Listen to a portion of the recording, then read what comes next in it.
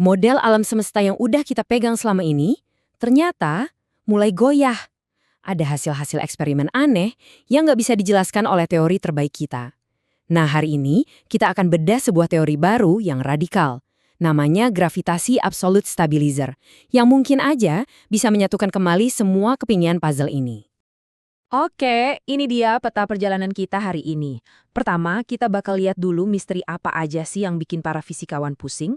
Terus kita kenalan sama si penantang baru, GAPS. Kita akan bongkar alat-alat di dalamnya, lihat gimana cara kerjanya, dan terakhir kita intip ujian sesungguhnya yang menanti teori ini. Yuk, langsung aja kita mulai. Oke, kita masuk ke bagian pertama, misteri-misteri fisika. Coba deh bayangin kode alam semesta kita itu kayak software raksasa. Nah, sekarang kita nemuin ada glitch di dalamnya. Hal-hal yang bikin para ilmuwan garuk-garuk kepala karena nggak sesuai sama panduan yang ada. Jadi pertanyaan gedenya adalah, apa jangan-jangan pemahaman kita tentang alam semesta ini memang belum lengkap?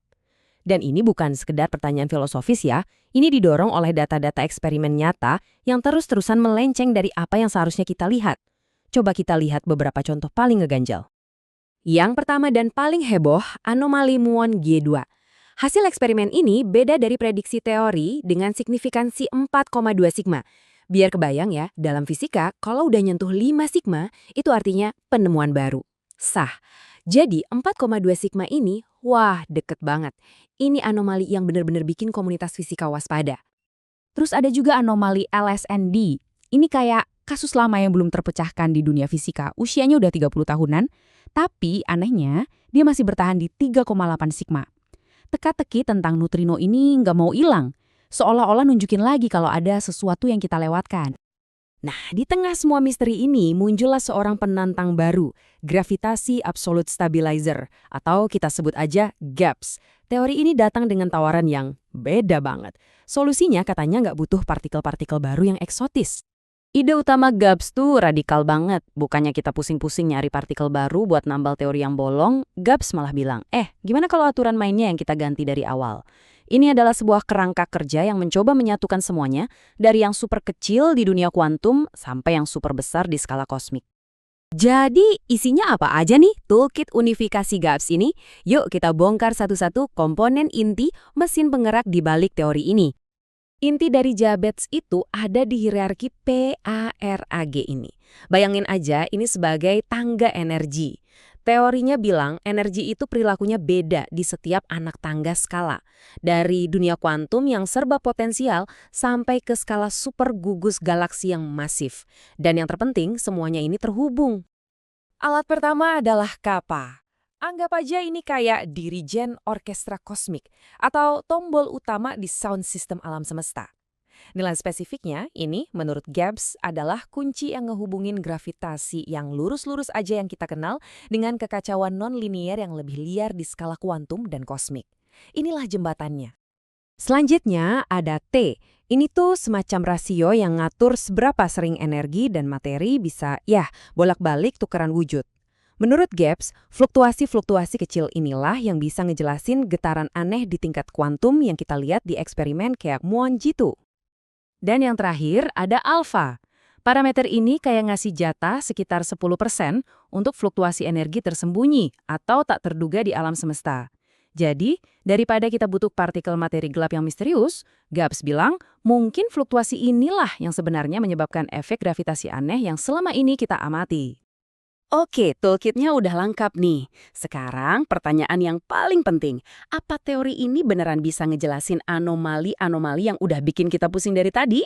Mari kita uji sama-sama. Jadi, apakah GAPS beneran bisa mecahin glitch kosmik ini? Nah, para penelitinya melakukan persis hal itu.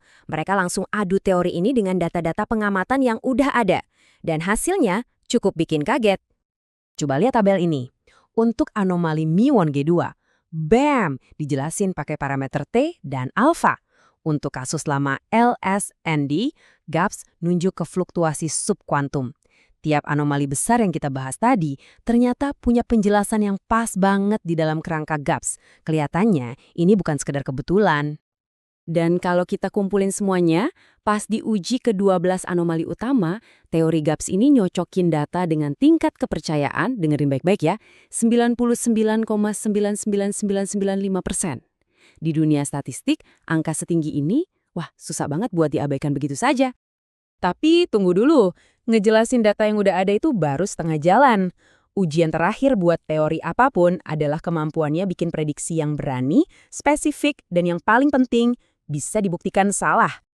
Nah, ini dia ujian sesungguhnya. Gaps nggak main-main. Dia ngasih prediksi yang sangat spesifik. Contohnya, getaran sinar X dari lubang hitam di pusat galaksi kita yang katanya bakal bisa diukur tahun 2025. Kalau nanti datanya nggak cocok sama prediksi ini, ya udah, berarti teorinya salah. Sesimpel itu. Inilah yang bikin sebuah teori jadi ilmiah. Kalau kita adu, ya setidaknya menurut analisis dari penulis papernya sendiri, GABS kelihatan lebih unggul. Coba lihat deh skor di bagian kesederhanaan. Tinggi banget kan? Ini karena GABS nggak perlu nambahin partikel-partikel eksotis baru. Secara keseluruhan, teori ini menawarkan penjelasan yang lebih ramping dan konsisten dengan data yang ada dibanding model lainnya. Jadi apakah ini revolusi fisika berikutnya? Gaps bisa jadi benar, bisa juga salah. Eksperimen beberapa tahun ke depan yang bakal jadi jurinya. Tapi teori ini memaksa kita bertanya, gimana kalau solusi buat misteri terbesar alam semesta itu bukan dengan menemukan sesuatu yang baru, tapi dengan memahami aturan-aturan lama dengan cara yang sama sekali berbeda? Kita lihat saja nanti.